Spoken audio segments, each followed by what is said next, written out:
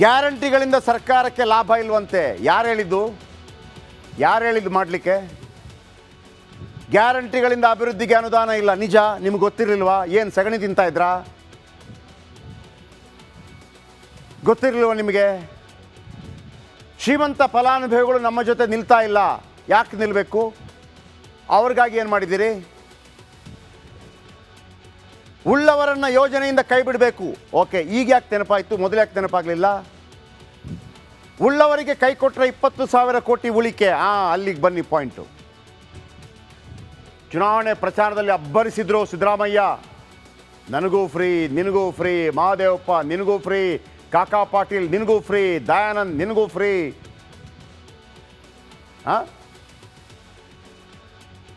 ನೀವೇ ತಾನೇ ಹೇಳಿದ್ದು ಕಾಕಾ ಪಾಟೀಲ್ ಶ್ರೀಮಂತ ಅಲ್ವಾ, ಮಹಾದೇವಪ್ಪ ಅವರು ಶ್ರೀಮಂತ ಅಲ್ವಾ? ಯಾರಿಗೆಲ್ಲ ಫ್ರೀ ಅಂತ ಹೇಳಿದರು? ಕಾಕಾ ಪಾಟೀಲ್ ನಿನಗೂ ಫ್ರೀ, ಕಾಕಾ ಪಾಟೀಲ್ ಶ್ರೀಮಂತ ಅಲ್ವಾ? ನಿಮ್ಗೆ ಗೊತ್ತಿರಲಿಲ್ವಾ? ದಯಾನಂದ್ ನಿನಗೂ ಫ್ರೀ, ದಯಾನಂದ್ ಶ್ರೀಮಂತ ಅಲ್ವಾ? ನಿಮ್ಗೆ ಗೊತ್ತಿರಲಿಲ್ವಾ? ಮುಖ್ಯಮಂತ್ರಿ ಸಿದ್ದರಾಮಯ್ಯನವರೇ ಹೇಳಿದರು ನನಗೂ ಫ್ರೀ, ನೀವು ಶ್ರೀಮಂತ ಅಲ್ವಾ? ಅಂದರೆ ಈ ಯೋಜನೆ ಪ್ರಕಾರ BPL ಕಾರ್ಡ್ ಹೊಡ್ತಾರ ಅಲ್ಲ ತಾನೆ ನೀವು? ನಿಮ್ಮ ವಾರ್ಷಿಕ 1,20,000 ಅಲ್ಲ ತಾನೆ? ಅದಕ್ಕಿದೆ ಜಾಸ್ತಿ ಇದೆ ತಾನೆ? 14 ಸೈಟ್ ಕೊಟ್ಟರೆ 62 ಕೋಟಿ ಕೊಡಬೇಕು ಅಂತ ಕೇಳಿದ್ರಿ ತಾನೆ? Minister S.C. ಮಹಾದೇವಪ್ಪ ಬಡವರಾ? ಶ್ರೀಮಂತ ಅಲ್ವಾ? ಅವ್ರಿಗೂ ಫ್ರೀ ಅಂದಿದ್ರಿ. ನಾನು ಅಂದಿದ್ದಲ್ಲ, ನೀವೇ ಕೇಳಿಸ್ಕೊಳ್ಳಿ. ನನಗೂ ಫ್ರೀ, ನಿಮಗೂ ಫ್ರೀ, ಮಹಾದೇವಪ್ಪನಿಗೂ ಫ್ರೀ, ಕಾಕಾ ಪಾಟೀಲ್ಗೂ ಫ್ರೀ 200 ಯೂನಿಟ್, ದಯಾನಂದ ನಿನಗೂ ಫ್ರೀ 2 ಯೂನಿಟ್, ನನಗೂ ಫ್ರೀ, ನಿಮಗೂ ಫ್ರೀ, ಮಹಾದೇವಪ್ಪನಿಗೂ ಫ್ರೀ, ಕಾಕಾ ಪಾಟೀಲ್ಗೂ ಫ್ರೀ 200 ಯೂನಿಟ್, ದಯಾನಂದ ನಿನಗೂ ಫ್ರೀ 2 ಯೂನಿಟ್, ನನಗೂ ಫ್ರೀ, ನಿಮಗೂ ಫ್ರೀ. ಸಿದ್ದರಾಮಯ್ಯನವರ ಆಸ್ತಿ 20 ಕೋಟಿ, ನೀವು ಶ್ರೀಮಂತ ಅಲ್ವಾ? ಹೆಂಗೆ ಹೇಳಿದ್ರಿ ಫ್ರೀ ಅಂಥೇಳಿ? ಹಾಗಿದ್ರೆ ನಾವು ನಿಮ್ಮ ಕೇಳಬೇಕಾಗತ್ತಲ್ಲ, ಇವರ CM. ಆ ಥರ ಮಾತಾಡಬಾರ್ದು ನಾವು, ಅದು ಬೇರೆ ವಿಚಾರ. ನೀವು ಇವರು ಪಾದಯಾತ್ರೆ ಮಾಡುವಾಗ ಇದೇ ರಿಪಬ್ಲಿಕ್ ಕನ್ನಡ ಹೇಳಿತ್ತು ಯಾವುದೇ ಕಾರಣಕ್ಕೂ ಸಿದ್ದರಾಮಯ್ಯನವ್ರನ್ನ ಕೆಳಗಿಳಿಸೋಕ್ಕಾಗಲ್ಲ, ಹಂಗೆ ಆಯಿತು. ಯಾವುದೇ ಕಾರಣಕ್ಕೂ ರಾಜೀನಾಮೆ ಕೊಡಿಸೋಕ್ಕಾಗಲ್ಲ, ಹಂಗೆ ಆಯಿತು. ಯಾವುದೇ ಕಾರಣಕ್ಕೂ ಪ್ರಾಸಿಕ್ಯೂಷನ್ಗೆ ಅನುಮತಿ ಕೊಡೋಕ್ಕಾಗಲ್ಲ, ನಾವೇ ಹೇಳಿದ್ದು, ಹಂಗೆ ಆಯಿತು. ಆದರೆ ಇವತ್ತು ನೀವು ಹೇಳಿದ್ದನ್ನು ನಿಮಗೆ ಹೇಳ್ತಾ ಇದ್ದೀವಿ. ನೀವು ತಪ್ಪು ಮಾಡಿದಾಗ ತಪ್ಪು ಅಂತ ಹೇಳ್ತೀವಿ ಸರ್, ನೀವು ಸರಿ ಇದ್ದಾಗ ಸರಿ ಅಂತಲೇ ಹೇಳ್ತೀವಿ. ವೀಕ್ಷಕರೇ, ಒಂದು ವಿಚಾರ ಹೇಳ್ಬಿಡ್ತೀನಿ ಕೇಳಿ, ಏನು ಮಾಡ್ತಾರೆ ಅಂತ. ಅವಾಗಿಂದ ಜಾಸ್ತಿ ಕೊರೆಯಲ್ಲ. ಈ ಗೃಹಲಕ್ಷ್ಮಿ ಯೋಜನೆಗೆ 23,000 ಕೋಟಿ ರೂಪಾಯಿ ಬೇಕು. ಎಷ್ಟು? 23,000 ಕೋಟಿ ರೂಪಾಯಿ. ಉಳಿದ ಯೋಜನೆ ಇದೆಯಲ್ಲ, ಫ್ರೀ ಅಕ್ಕಿ, ಫ್ರೀ ಕರೆಂಟು, ಆಮೇಲೆ ಯುವ ನಿಧಿ, ಆಮೇಲೆ ಬಸ್ ಫ್ರೀ, ಈ 4 ಯೋಜನೆ ಮತ್ತು ಈ ಒಂದು ಯೋಜನೆ ಸೇಮ್. ಇದು ಒಂದಕ್ಕೆ 23,000 ಕೋಟಿ ಬೇಕು, ಇದಕ್ಕೆ ಒಂದು 23,000 ಕೋಟಿ ಬೇಕು. ಈಗ ಗೃಹಲಕ್ಷ್ಮಿಯಲ್ಲಿ ಏನು ಮಾಡ್ತಾರೆ ಅಂತಂದರೆ ಅರ್ಧಕ್ಕರ್ಧ ನಿಲ್ಲಿಸ್ತಾರೆ. ಇದು ಪಕ್ಕರಿ, ಬರ್ಕೊಳ್ಳಿ. ಗೃಹಲಕ್ಷ್ಮಿ ಯೋಜನೆಯಲ್ಲಿ ಅರ್ಧಕ್ಕರ್ಧ ನಿಲ್ಲಿಸ್ತಾರೆ. BPL ಕಾರ್ಡ್ ಇದ್ದವರಿಗೆ ಮಾತ್ರ ಕೊಡುವಂಥ ಪ್ರಯತ್ನಗಳಾಗತ್ತೆ. ಆಗ ಸರ್ಕಾರದ ಬೊಕ್ಕಸಕ್ಕೆ 10,000 ಕೋಟಿ ಉಳಿಯುತ್ತೆ. ಅಕ್ಕಿ ವಿಚಾರದಲ್ಲಿ ಏನೋ ಮಾಡ್ತಾ ಇದ್ದಾರೆ. ಆ ಕಡೆಯಿಂದ ಬಂದು ಇವರಿಗೆ 45,000 ಕೋಟಿ ಖರ್ಚು ಮಾಡ್ತಾ ಇದ್ದಾರೆ. ಅದರಲ್ಲಿ 15,000 ಕೋಟಿ ಉಳಿಸೋ ಪ್ರಯತ್ನ ಮಾಡ್ತಾ ಇದ್ದಾರೆ. ಇಷ್ಟೇ ಬಾಟಮ್ ಲೈನ್. ಗೃಹಲಕ್ಷ್ಮಿ ಇನ್ನು ಮುಂದೆ ಎಲ್ರಿಗೂ ಸಿಗುವ ಸಾಧ್ಯತೆ ಕಡಿಮೆ ಇದೆ. ಅದನ್ನು ಬೈಫರ್ಕೇಟ್ ಮಾಡ್ತಾರೆ. ಗೃಹಲಕ್ಷ್ಮಿ ದುಡ್ಡಿಗಾಗಿ ಕಾಯ್ತಾ ಇದ್ದೀರಾ ನೀವೆಲ್ಲ? 2 ತಿಂಗಳದ್ದು ಬಂತು ಅಲ್ವಾ? 2 ತಿಂಗಳ ಕಂತಿನ ಹಣ ಬಂದಿಲ್ಲ ಅಂತ ಒಂದಿಷ್ಟು ಮಹಿಳೆಯರು ಹಿಡಿಶಾಪ ಹಾಕ್ತಾ ಇದ್ರು. ನಾವು ಬರುತ್ತೆ ಅಂತ ಹೇಳಿದ್ವಿ, ಬಂದಿದೆ. ಆದರೆ ಗೃಹಲಕ್ಷ್ಮಿ ಯೋಜನೆಗೆ ಮೇಜರ್ ಸರ್ಜರಿ ಮಾಡಲು ಸರ್ಕಾರ ಮುಂದಾಗಿದೆ. ಎಲ್ಲ ಅಂದುಕೊಂಡಂತೆ ಆದರೆ ಬಹುತೇಕ ಹೆಣ್ಣುಮಕ್ಕಳಿಗೆ ಸರ್ಕಾರದಿಂದ ಹಣ ಬರೋದಿಲ್ಲ. ಫಾರ್ ಎಕ್ಸಾಂಪಲ್ 100 ಹೆಣ್ಣು ಮಕ್ಕಳಿಗೆ ಗೃಹಲಕ್ಷ್ಮಿಯರಿಗೆ ಈಗ ಬರ್ತಾ ಇದ್ದರೆ ಇನ್ನು ಮುಂದೆ ಬಹುಶಃ 40 ಜನರಿಗೆ ಬರಲ್ಲ. 40 ಜನರಿಗೆ ಬರಲ್ಲ. ಬನ್ನಿ ಅದರ ಬಗ್ಗೆ ನಿಮಗೆ ಹೇಳ್ತೀನಿ. ಗೃಹಲಕ್ಷ್ಮಿ ಗೋತಾ ಹೊಡೆಯತ್ತಾ? ಪ್ರತಿ ಮನೆ ಯಜಮಾನಿಗೆ ಹಣ ಸಿಗುತ್ತೆ ಅಂತ ಹೇಳಿದರು. ಪ್ರತಿ ಮನೆ ಯಜಮಾನಿಗೆ ಹಣ ಸಿಗುತ್ತೆ ಅಂತ ಹೇಳಿ ಯಾರು ಹೇಳಿದ್ದು? C M. ಆಗ ಈ ಮಾಧ್ಯಮದವ್ರು ಇದ್ದಾರಲ್ಲ, ನಾವು ಸುಮ್ಮನೆ ಕೂತ್ಕೊಳ್ಳಲ್ಲ, ನಾವು ಕೇಳ್ತೀವಿ, ಸರ್ ಎಲ್ಲರಿಗೂ ಸಿಗತ್ತಾ ಅಂತ ಕೇಳ್ತೀವಿ. ಎಲ್ರಿಗೂ ಸಿಗತ್ತಾ? ನಾನು ಆ ಪ್ರೆಸ್ ಮೀಟಲ್ಲಿದ್ದೆ, ಅದಕ್ಕೆ ಕೇಳ್ತಾ ಇದ್ದೀನಿ. ಎಲ್ರಿಗೂ ಸಿಗತ್ತಾ? ಮುಖ್ಯಮಂತ್ರಿ ಆಗಿ ಡಿ ಸಿ ಎಮ್ ಆಗಿ ಬಂದು ಕೂರ್ತಾರೆ ಸಿದ್ದರಾಮಯ್ಯ. ಎಲ್ರಿಗೂ ಸಿಗುತ್ತೆ, ನನ್ನ ಹೆಂಡ್ತಿಗೂ ಸಿಗುತ್ತೆ, ನಿಮ್ಮ ಹೆಂಡ್ತಿಗೂ ಸಿಗುತ್ತೆ ಅಂತ ಹೇಳಿದರು. ಯಾರು ಹೇಳಿದ್ದು? C M. ನಾವು ಕೇಳಿದ್ವು ಅವ್ರ ಹತ್ರ? ಇಲ್ಲ. ಈಗ ಅವ್ರು ಹೇಳಿದಾರಲ್ವ, ಅವ್ರು ಹೇಳಿದ್ದನ್ನು ನಿಮಗೆ ತೋರಿಸ್ತೀನಿ, ಆಮೇಲೆ ಕೊನೆಗೆ ತೋರಿಸ್ತೀನಿ.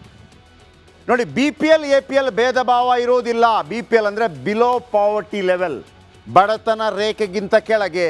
ಬಿಲೋ ಕೆಳಗೆ, ಪಾವರ್ಟಿ ಬಡತನ, ಲೆವೆಲ್ ಅಂತ. A P L above poverty level, ಅಷ್ಟೇ ಅದರ ವ್ಯತ್ಯಾಸ. Below poverty level, above poverty level. ಬಡತನ ರೇಖೆಗಿಂತ ಕೆಳಗೆ, ಬಡತನ ರೇಖೆಗಿಂತ ಮೇಲೆ. ಎಷ್ಟು ಜನ ಇದ್ದಾರೆ ಬಡತನ ರೇಖೆಗಿಂತ ಕೆಳಗೆ? ಅಂದಾಜು ಪ್ರಕಾರ 1,45,00,000 ಕುಟುಂಬ. ಜನ ಅಲ್ಲ, ಕುಟುಂಬ. ಅಂದರೆ ಸರಿಸುಮಾರು 5 ಕೋಟಿ ಜನ ಬಡತನ ರೇಖೆಗಿಂತ ಕೆಳಗೆ ಬರುತ್ತೆ ಕುಟುಂಬ. ಉಳಿದ 1 ಕೋಟಿ ಬಡತನ ರೇಖೆಗಿಂತ ಮೇಲೆ. ಇದು ಲೆಕ್ಕಾಚಾರ. ಓಕೆ, ಅಂದರೆ ಕರ್ನಾಟಕ ರಾಜ್ಯದ 85% ಬಡತನ ರೇಖೆಗಿಂತ ಕೆಳಗಿದ್ದಾರೆ ಅಂತ.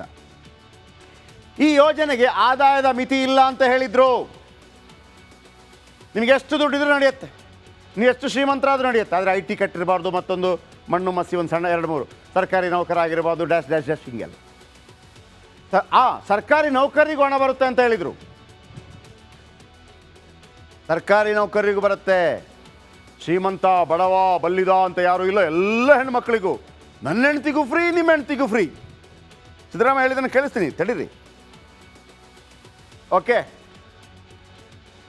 ಸಿದ್ದರಾಮಯ್ಯನವರು ಹೇಳಿದರು ಬಡವ ಬಲ್ಲಿದ, ಅವರು ಇವರು ಶ್ರೀಮಂತ. ನನ್ನ ಹೆಂಡ್ತಿಗೂ ಫ್ರೀ ಅಂತಂದರೆ ಅವರು ಶ್ರೀಮಂತ ಅಲ್ವಾ? ಕೇಳಿಸ್ಕೊಳ್ಳಿ, ಅವ್ರು ಹೇಳಿದ್ದು ಹೌದು. ಶಕ್ತಿ ಬಸ್ಸಲ್ಲಿ ಪ್ರಯಾಣ ಎಲ್ಲ ಮಹಿಳೆಯರು, ದುಡಿಯುವಂತ ಸರ್ಕಾರಿ ಮಹಿಳೆಯರು ಎಲ್ಲರೂ ಸೇರುತ್ತೆ ಸರ್. ಎಲ್ರಿಗೂ ರೀ, ನನ್ನ ಹೆಂಡ್ತಿಗೂ,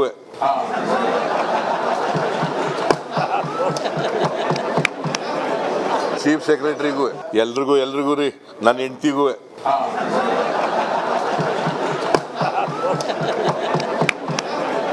ಚೀಫ್ ಸೆಕ್ರೆಟರಿ ನನಗೂ, ನನ್ನ ಹೆಂಡ್ತಿಗೂ, ಚೀಫ್ ಸೆಕ್ರೆಟರಿಗೂ. ಚೀಫ್ ಸೆಕ್ರೆಟರಿ ಅಂದರೆ ಯಾರು ಹೇಳಿ?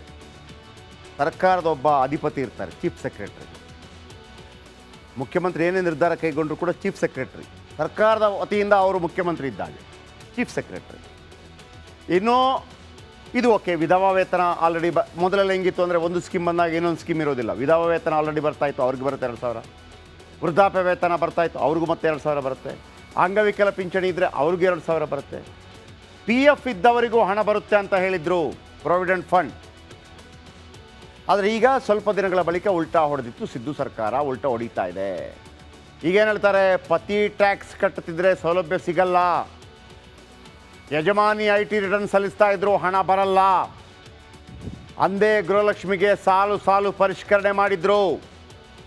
ಆದರೂ ಗೃಹಲಕ್ಷ್ಮಿ ಹೆಚ್ಚು ಹಣ ಬೇಡುವ ಗ್ಯಾರಂಟಿ ಯೋಜನೆ. ಉಳಿದ 4 ಗ್ಯಾರಂಟಿಗಳಿಂತ ಹೆಚ್ಚು ಹಣ ಬೇಡತ್ತೆ ಗೃಹಲಕ್ಷ್ಮಿ ಯೋಜನೆ. ಅಂದರೆ 50 ರೂಪಾಯಿ ಲೆಕ್ಕ ಹಾಕೊಳ್ಳಿ, ಮಿನಿಮಮ್ 50 ರೂಪಾಯಿ ಲೆಕ್ಕ ಹಾಕೊಳ್ಳಿ. ಇಡೀ ಯೋಜನೆಗೆ 50 ರೂಪಾಯಿ ಖರ್ಚಾಗತ್ತೆ ಅಂತೇಳಿ, 5 ಯೋಜನೆಗೆ.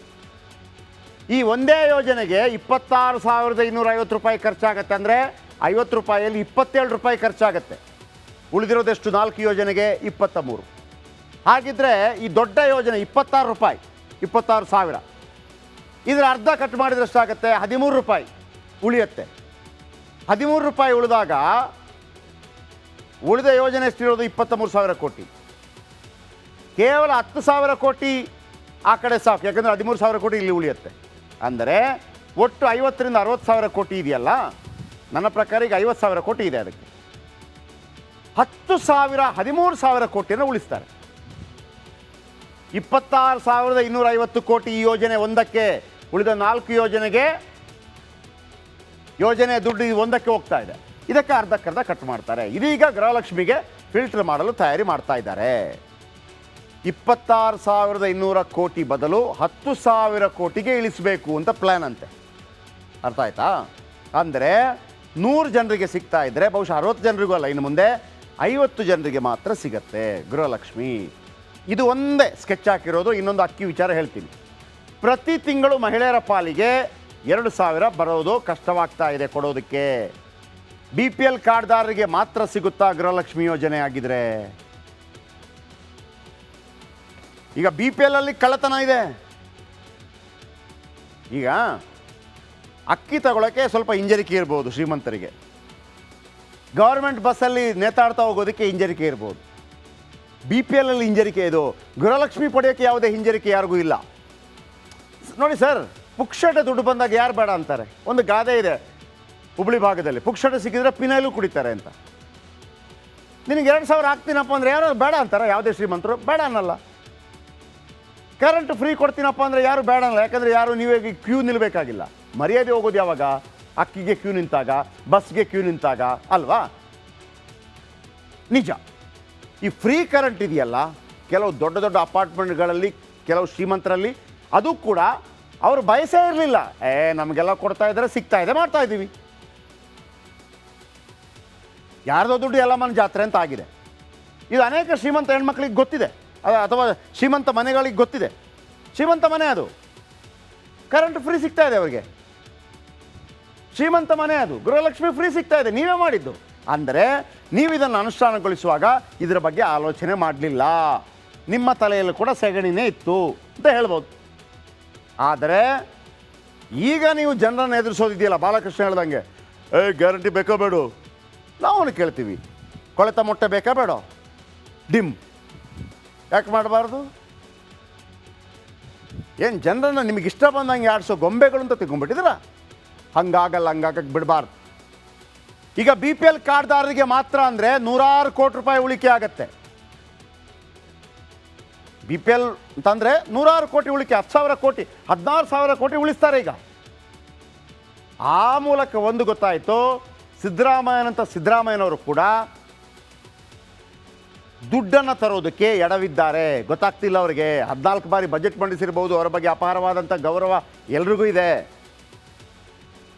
ನಾವೇ ಹೇಳಿದ್ದೀವಿ ಪಾದಯಾತ್ರೆ ಮಾಡುವಾಗ, ಸಿದ್ದರಾಮಯ್ಯರು 45 ವರ್ಷದ ಜೀವನ ಹೆಂಗೆ ಅಂತಂದರೆ ಕಪ್ಪು ಚುಕ್ಕೆ ಇಲ್ಲದ ಜೀವನ. ಇದರಲ್ಲಿ ಕಪ್ಪು ಚುಕ್ಕೆ ಬರುತ್ತೆ ಅಂತಲ್ಲ, ಇದರಲ್ಲಿ ನೀವು ಅಂದುಕೊಂಡಂಗೆ ನಡೀತಿಲ್ಲ. ಹಾಗಾಗಿ ನೀವು ಕೊಟ್ಟ ಮಾತಿಗೆ ತಪ್ತಾ ಇದ್ದೀರಿ. ನಾಲಗೆ, ಜುಬಾನ್, ಕೊಟ್ಟ ಮಾತಿಗೆ ತಪ್ಪಿ ನಡೆದರೆ ಮೆಚ್ಚನ ಪರಮಾತ್ಮನು. ಅಷ್ಟೇ ನಮ್ಗೆ ಕಲಿಸ್ಕೊಟ್ಟಿದೆ ನೀತಿಕತೆ. ಕೊಟ್ಟ ಮಾತಿಗೆ ತಪ್ಪಿ ನಡೆದರೆ ಮೆಚ್ಚನ ಪರಮಾತ್ಮನು, ಅಷ್ಟೇ.